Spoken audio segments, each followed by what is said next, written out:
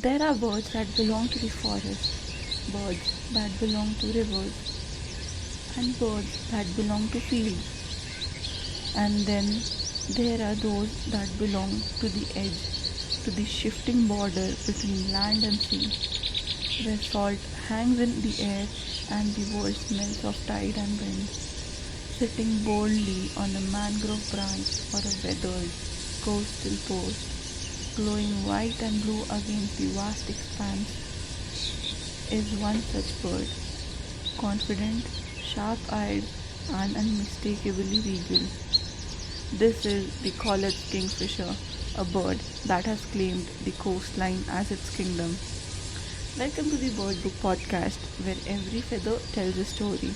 I'm your host, and today we explore a species that stands guard over the shore, watching the tides rise and fall like an ancient sentinel. The collared kingfisher is a medium-sized kingfisher, typically around 23 to 25 centimeters long. Its plumage is among the cleanest and the most striking in the family. The bird's upper parts are brilliant turquoise blue or blue-green, the shade shifting elegantly depending on region and light. The underparts are a bright pure white, giving it a crisp, sharply contrasting appearance. The bird's most distinctive feature is the white collar around its neck, which stands out clearly against the darker crown and upper body. Its bill is large and black, strong enough to dispatch a variety of prey. The legs are dark and the eyes are deep and expressive, always scanning, always alert.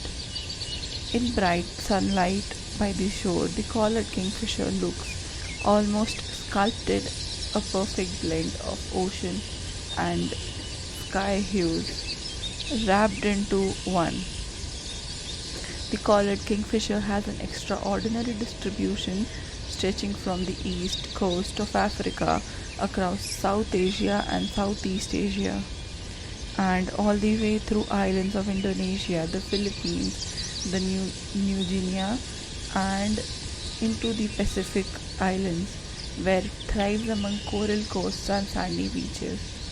In India, it is found mainly in coastal habitats along the western and eastern seaboards, the Andaman and Nicobar Islands, the Sundarbans, and the mangrove belt that straddle brackish water. Though primarily a bird of the shore, it occasionally ventures inland along tidal rivers and estuaries. The kingfisher is deeply tied to the geography of the salt-laden winds, salt-tolerant vegetation, and landscape shaped by tides. It perches on mangroves, driftwood, jetty posts, fishing huts, and exposed routes, choosing vantage points that offer a full view of intertidal world. The collared kingfisher is a versatile predator and its diet reflects the immense diversity of coastal ecosystems. From its perch, it surveys the ground below, scanning for movement among sand, mudflats and tide pools. It feeds on impressive array of prey, small crabs, marine insects, lizards, earthworms, spiders, shrimps, small fish and occasionally even small frogs or rodents. Its hunting method is straightforward, a swift drop from its perch, a decisive strike, and return to its lookout post where the prey is beaten and consumed. Unlike other kingfishers that specialize in deep dives or hovering, the collared kingfisher prefers short, direct attack on prey found in the intertidal zone. It is a kingfisher shaped by the rhythm of tides, timing its movement with the shifting waterline. One of the defining traits of collared kingfisher is its voice. A loud, dry, rapid cake cake that echoes sharply across mangrove channels and coastal villages. The call is firm, confident, and serves as both a territorial declaration and communication signal. These birds are often solitary or seen in pair, fiercely protective of the chosen stretch of coastline. They perch upright with a posture that suggests both vigilance and authority. Their flight is direct but buoyant, often skimming low over sandy flats or darting between mangrove roots. In many regions, collared kingfisher shows surprising adaptability, frequently seen around fishing docks, salt pans, and even in semi urban coastal neighborhoods, as long as suitable perches and prey exist. The breeding season varies depending on the location, but for many populations in South Asia, nesting occurs between March and July. The collared kingfisher excavates cavities in soft coastal cliffs, rotten trees, or even termite mounds.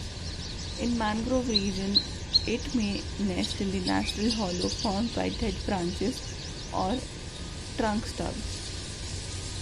A typical clutch contains 2 to 6 eggs, pure white and rounded. Both parents share in incubation and feeding duties. Because mangrove and coastal environments can be dynamic nests, sites are chosen with caution to avoid flooding or predation. The deep cavities where nest serves as protection from sun, storms, and the unpredictable movements of the sea. The collared kingfisher remains widespread and is classified as least concerned. However, its habitat, particularly mangroves and coastal belts, is under increasing pressure. Coastal development, pollution, aquaculture expansion, and rising sea levels threaten many of the ecosystems it depends on.